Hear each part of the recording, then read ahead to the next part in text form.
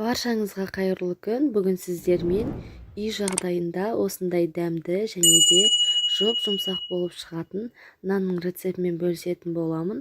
Видеоның соңына дейін көріңіздер.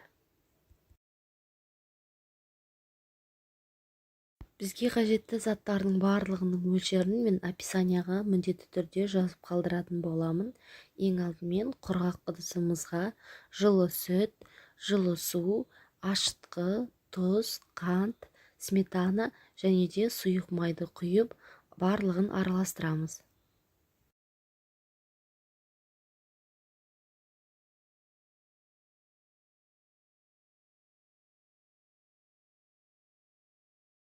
Кез келген ас үйдің құралымен араластырсаңыздар болады. Шанышқы немесе силиконды күрекше, венчикпен араластырсаңыздар болады. Мен қасықпен араластырдым. Енді біз електен өткізілген ұнымызды екі бөлікке бөліп қамыр илейтін боламыз.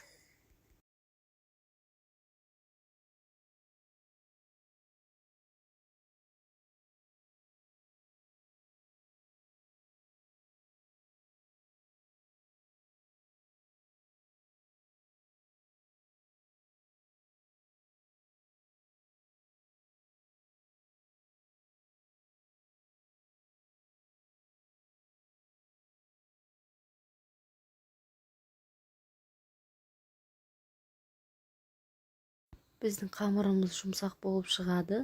Дайын болған қамырымызды енді жылы жерге бетін жауып 1 сағатқа қалдырамыз.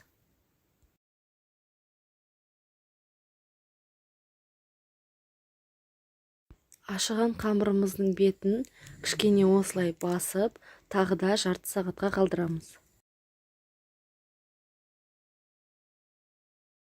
Енді дайын болған қамырымызды екі бөлікке бөлеміз. Егер қамыр қолдарыңызға жабысып жатса, онда кішкене ұн сеуіп жіберсеңіздер болады.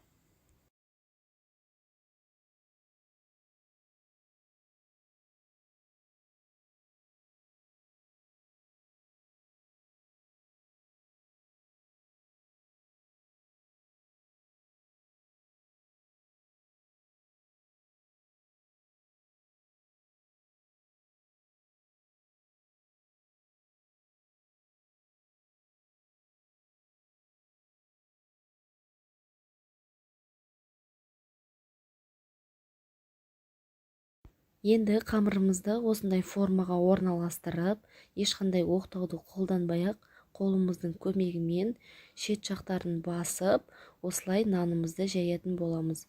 Бірақ қатты басып жібермеңіздер, нанымыз басылып қалуы мүмкін.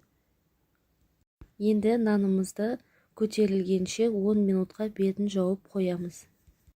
10 минут өткеннен кейін көтерілген нанымыздың ортасын осылай басып шығамыз. Сіздер өз қалауларыңызша басқаша етіп басып шығуға болады. Шет жағын баспаймыз, өйткені көтеріліп әдемі болып шығады. Бетіне жұмыртқаның осылай сарысын жағып шықтым, өйткені қоңыр түс беріп әдемі болып шығады. Және де бетіне өз қалауларыңызша кез келген нәрсе сепсеңіздер болады. Мен мак және де күнжіт септім. Нанымызды 220 градуста қызып тұрған пеште 25 минутта пісіріп аламыз.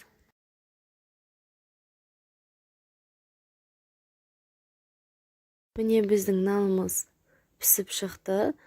Топ-томпақ және де дәмі өте тамаша. Сіздерге де жасап көруге кеңес беремін. Каналға тіркеліп, лайк басып, пікір қалдыруды ұмытпаңыздар.